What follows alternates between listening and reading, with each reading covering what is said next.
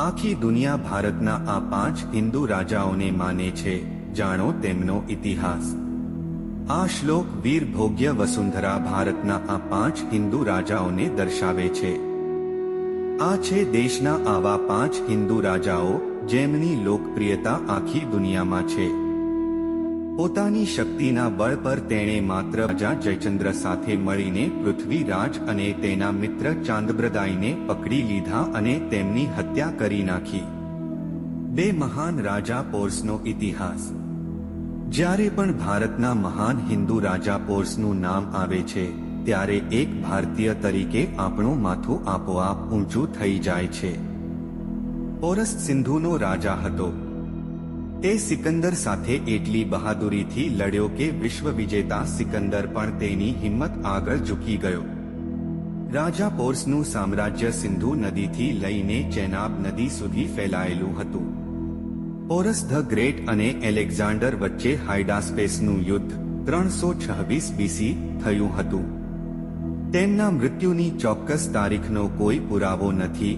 જો કે કેટલાક ઇતિહાસકારો કહે છે કે રાજા પોર્સનું મૃત્યુ 321 અને 315 બીસી વચ્ચે થયું હતું.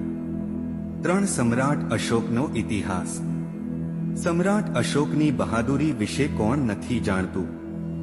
અશોક એક સમયે ઉગ્ર યોદ્ધા હતા. તેથી કલિંગના ભયંકર યુદ્ધે પણ તેમને નમ્રતાનો માર્ગ બતાવ્યો. આ યુદ્ધ પછી અશોકે બૌદ્ધ ધર્મ અપનાવ્યો અને શાંતિ તરફ આગળ વધ્યા.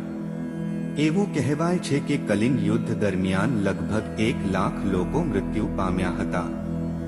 સમ્રાટ અશોકના સામ્રાજ્યની વાત કરીએ તો તે ઉત્તરમાં હિન્દુકુશથી લઈને દક્ષિણમાં ગોદાવરી સુધી એટલે કે બાંગ્લાદેશ, અફઘાનિસ્તાન અને ઈરાન સુધી ફેલાયું હતું. 4 મહારાણા પ્રતાપનો ઇતિહાસ. અમે શાળાના સમયથી જ મહારાણા પ્રતાપની બહાદુરી વિશે વાંચવાનું શરૂ કર્યું હતું. તમારામાંથી ઘણાને આજે પણ મહારાણા પ્રતાપ અને ચેતક પર લખેલી કવિતા યાદ હશે. તમને જાણીને નવાઈ લાગશે કે જ્યારે દિલ્હીમાં અકબરનું શાસન હતું ત્યારે મેવાડ રજવાડામાં મહારાણા પ્રતાપનું શાસન હતું. અકબરે મેવાડ પર કબજો કરવાનો ઘણી વખત પ્રયાસ કર્યો, પરંતુ દરેક વખતે તે નિષ્ફળ ગયો. કહેવાય છે કે મહારાણા પ્રતાપ 72 કિલો વજનનું બખ્તર પહેરતા હતા અને તેમનો ભાલો માત્ર 81 કિલો હતો. 5 વીર શિવાજીનો ઇતિહાસ.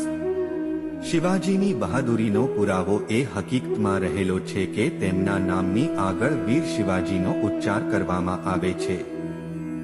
વીર શિવાજીની બહાદુરીએ મુઘલોને ઘણી વખત હરાવ્યા હતા.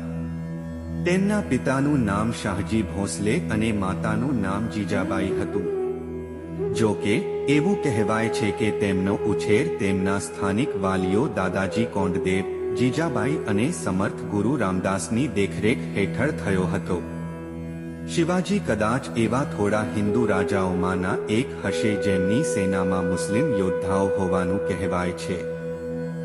વીર શિવાજી વારંવાર તેમના યુદ્ધોમાં ગેરિલા સિસ્ટમ અને ગેરિલા યુદ્ધ નીતિનો ઉપયોગ કરતા હતા. આ વ્યૂહરચનાથી તેણે ઘણા યુદ્ધો પણ જીત્યા.